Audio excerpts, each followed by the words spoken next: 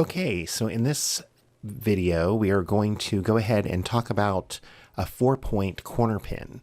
This is really useful if you're going to replace something like billboards on a roadside, phone screens, tablet screens, laptop screens, television, anything rectangular, maybe the ad on the side of a truck, anything rectangular that you can pin 4 corners to.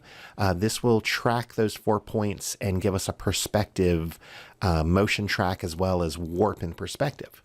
So what I'm going to do first is I'm going to go ahead and import the file. I'll give you guys a link to that. Laptop, and bring that in, and then I'm going to create a new comp from that laptop. So I just drag it down onto that comp. We can see here this is basically a nice camera move. We've got a little rotation, and we're going to just replace this screen. So I'll stop that.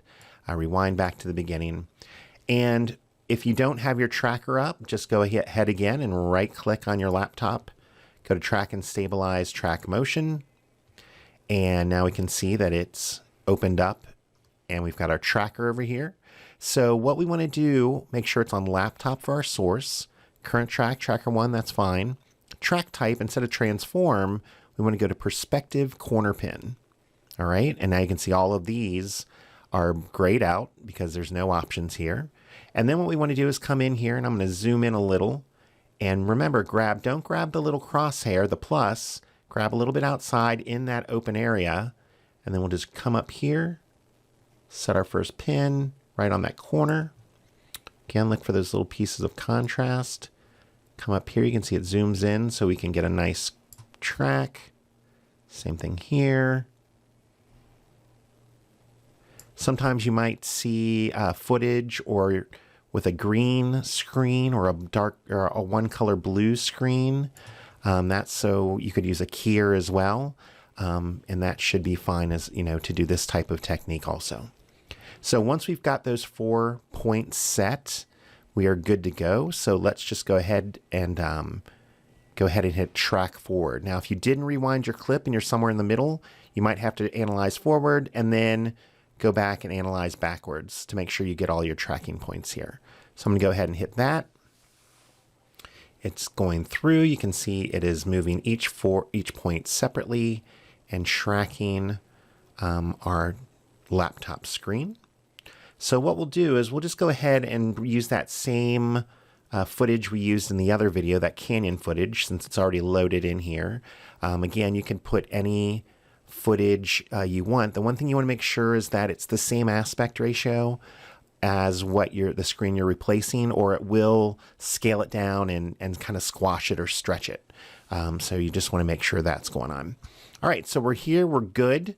I'm going to go ahead and grab Canyon 1 MP4 and drag that down here on top. There we go. And I've got my Canyon footage sitting on top. And what I want to do is go to my motion source here. Since I had tracked laptop, it still has my other Canyon. So I'm going to go to laptop, right? So it's got that information here. Edit target. Canyon is what I want to pick. So I've got my Canyon, hit OK. And then you want to apply.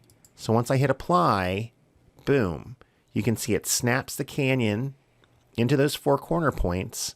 And as I roll forward, if I click off of here, we can see we now have that footage on our screen skewing and rotating.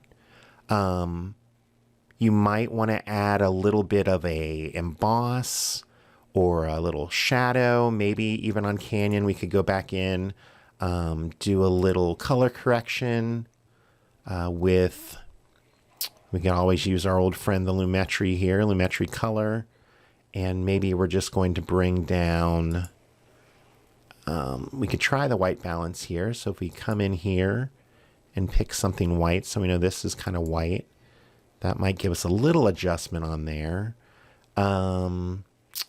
Here we could go down, maybe bring the exposure down just a hair.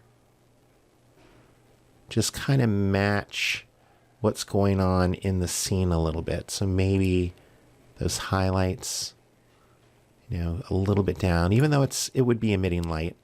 And that's fine. And then maybe another thing we might do is affect maybe a blur and sharpen and do just a little bit of a Gaussian blur.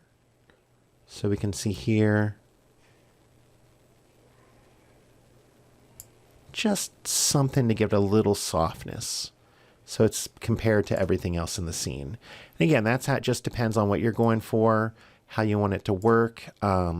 If we did go up here, we could say on that canyon, go to layer, layer styles. Maybe we do a bevel and emboss. And that looks a little heavy-handed, but maybe we come in here to those options. Roll down here to our layer styles, bevel and emboss. Maybe we bring that angle down to 0. And that's giving us a little bit of an edge. So that's kind of looks like it's set back a little bit.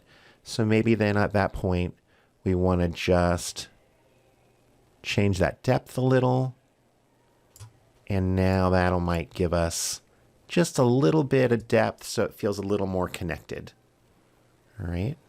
And that might be a little too much still. So maybe we can come down here, highlight opacity over there. Just give that a little bit. And maybe that shadow opacity, bring that down a little bit too on that edge. So it just looks like we've got a slight shadow. All right, well, I'm not going to get into all that fine detail stuff, but that's where you could end up with that. And just again, watch our track. And that's a good way to swap out a screen or a billboard or anything just inside of After Effects with no extra plugins or anything. All right, I hope that helped you out. If you've got any questions, send me an email. Thanks a lot.